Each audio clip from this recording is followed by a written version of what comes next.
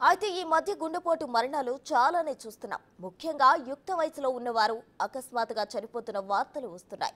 ఇవన్నీ corona vaccine వేయించుకున్న వారే అని ప్రచారం కూడా జరిగింది. ఇందులో నిజమెంత?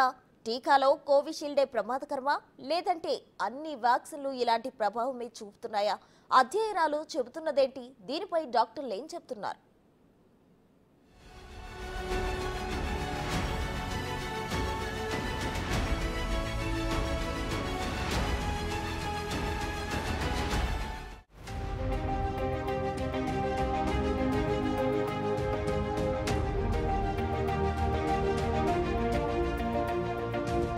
కోవిడ్-19 వ్యాక్సినేషన్ గుండెపై ప్రభావం చూపుతుందంటూ ఆ మధ్యకాలంలో అనేక వార్తలొచ్చాయి. ఈ నేపథ్యంలో ఈ ఏడాది ప్రారంభంలో ఓ పరిశోధన సంచలన విషయాలను వెల్లడించింది. భారతదేశం మినహా వివిధ దేశాల్లో కోవిడ్ టీకా తీసుకున్న వారిలో గుండె సమస్యలు, మెదడు, రక్తనాళాల్లో రక్తం గడ్డకట్టడం వంటి దుష్ప్రభావాలు కనిపిస్తున్నాయని ఈ అధ్యయనం చెప్పింది.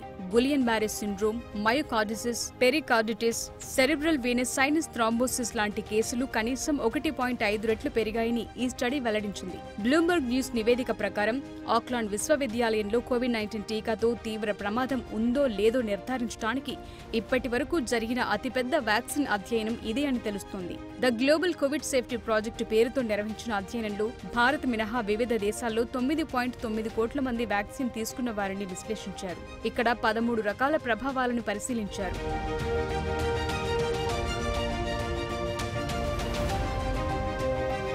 ఈలోపు ప్రపంచ ఆరోగ్య సంస్థ, యూరోపియన్ మెడిసిన్స్ ఏజెన్సీ తాజా పరిశోధన కూడా కీలక డేటా సేకరించింది. మోడర్నా, కోవిషీల్డ్ వ్యాక్సిన్ల తరువాత ఊహించిన దానికంటే ఎక్కువ దుష్ప్రభావాలున్నాయని కనుగొంది. ముఖ్యంగా ఆస్ట్రాజెనికా కోవిడ్-19 టీకా తీసుకున్న వారిలో చాలా అరుదుగా రక్తం గడ్డకట్టే ప్రమాదం ఎక్కువగా ఉందని అధ్యయనం పేర్కొంది. రోగ నిరోధక వ్యవస్థ, నరాలపై దాడి చేసే గులియన్ బెర్రీ సిండ్రోమ్ను గుర్తించారు. ఇది కండరాలకు తీవ్ర హాని కలిగించొచ్చని, సుదీర్ఘ చికిత్స తీసుకోవాలని వెల్లడించారు. ఇది ఒక్కోసారి ప్రాణాంతకం కావచ్చని తెలిపారు. ఈ టీకా డోస్ తీసుకున్న వారిలో 6.9 రెట్లు ఎక్కువ ప్రమాదం ఉందని అధ్యయనంలో వెల్లడించారు. కోవిషీల్డ్ వ్యాక్సిన్ తో గుండెపై తీవ్ర దుష్ప్రభావాలుంటాయని, గుండెపోటు, పక్షవాతం, రక్తంలో గడ్డకట్టడం వంటి సమస్యలు తలెత్తే అవకాశాలున్నాయని అధ్యయనం చెప్పింది.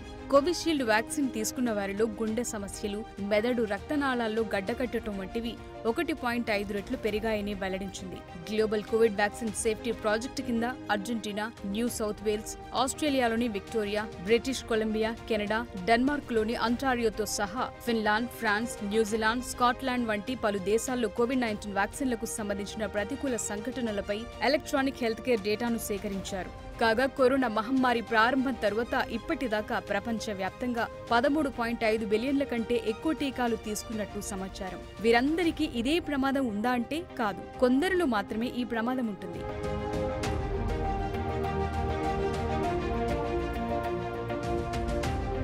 ఇక ప్రస్తుతం వస్తున్న అనుమానాలపై డాక్టర్లు ఎలాంటి భయం అవసరం లేదని అంటున్నారు.